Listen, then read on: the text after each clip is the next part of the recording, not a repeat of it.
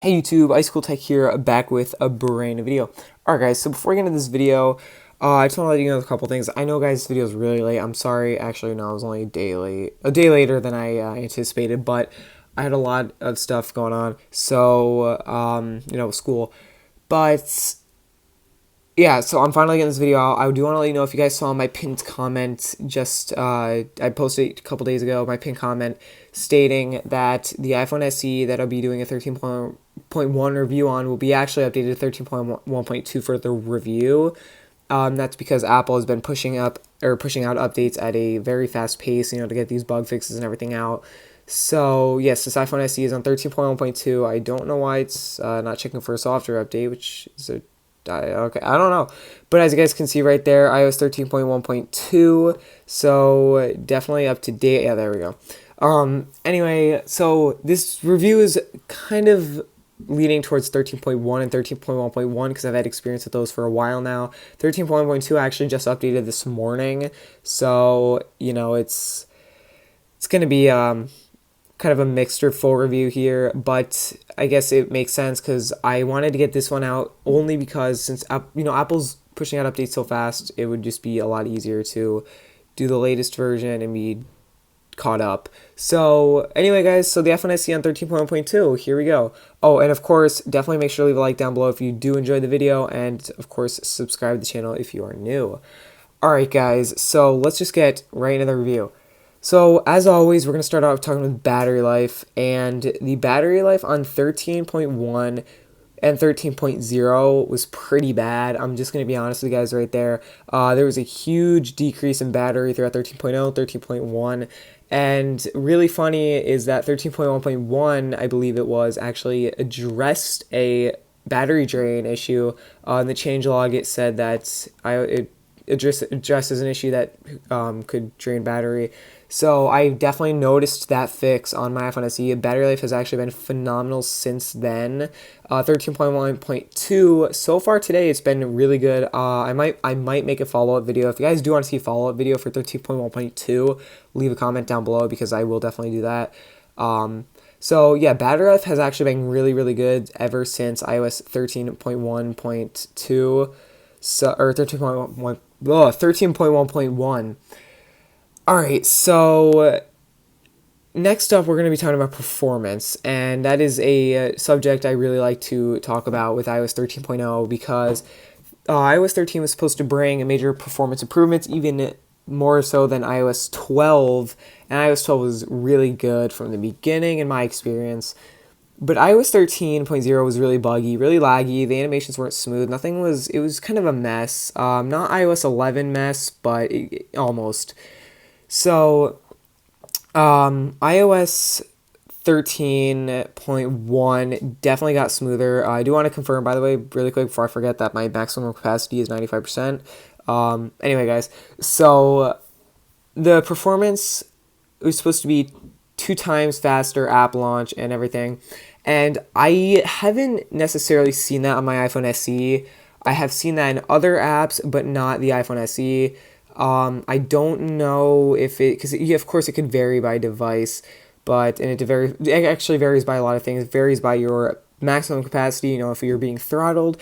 It varies by your configuration. It also varies by, just overall how you use your phone. The main thing though, configuration, I do want to touch on that really quick, no pun intended, is that configuration does not mean your actual phone's configuration. So when I say configuration, I don't mean like if you have an iPhone 10R, you'll either have 64 gigs or 128. That's not what I mean by configuration. By configuration, I mean in settings, what you have turned on and off to either increase performance or something that can decrease performance. For example, background app refresh. If you have this on, if you have like 100 apps and you have all of your apps turned on for background app refresh on cellular data and Wi-Fi, that's going to drain a lot of your battery in the background. So that's what I mean by configuration. And that will also decrease performance. I actually have a lot of these settings changed to get the best performance and best battery life out of my devices on every device I own. So definitely definitely, try doing some of that if you are experiencing any bad performance or anything. But performance overall in 13.1.1, 13.1, 13.1.2 so far has actually been really good. You guys can see how the animations here are really, really smooth. Everything is just really fast overall. And I am not complaining about it a bit, especially on the dual-core A9 processor. Definitely a great processor ever since release. Big, huge upgrade from the A8. So I'm going to stop rambling about processors and just get right on to the next category. Alright, so the next category is bugs.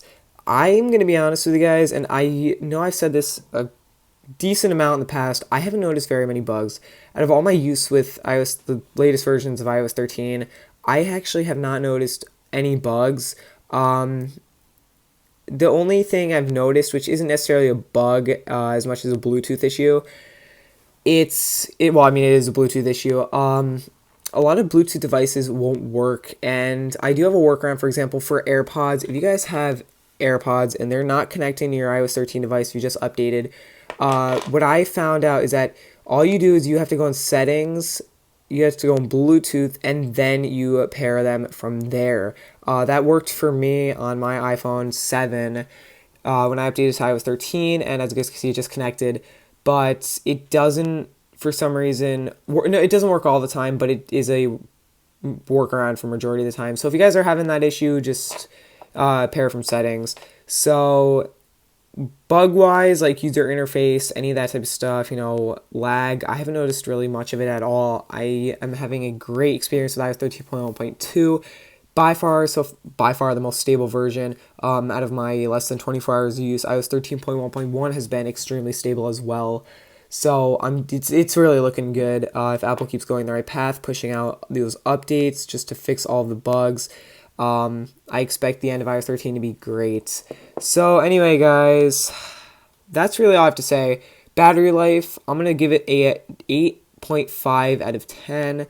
I'm also going to give performance a 9 out of 10, as well as bugs. I got to say 10 out of 10 being the best. That means the more reduced amount of bugs. Alright, so anyway, I hope you guys did enjoy this video. I'm sorry it was more of a boring video and I did kind of ramble about certain stuff. So, yeah, it's been a while since I've uploaded, and I do want to touch on that again. I'm really sorry, guys. A lot's been going on. I'm really tired and everything. So, yeah. So, if anything wasn't clarified in this video, because I have a feeling, we're going to get that, definitely leave a comment down below. If you need anything clarified, I mean anything. If you have any questions, concerns, anything, just comment down below. I will get back to you. So, again, if you did happen to enjoy the video, leave a like down below and subscribe to the channel if you're new. Anyway, peace out, guys.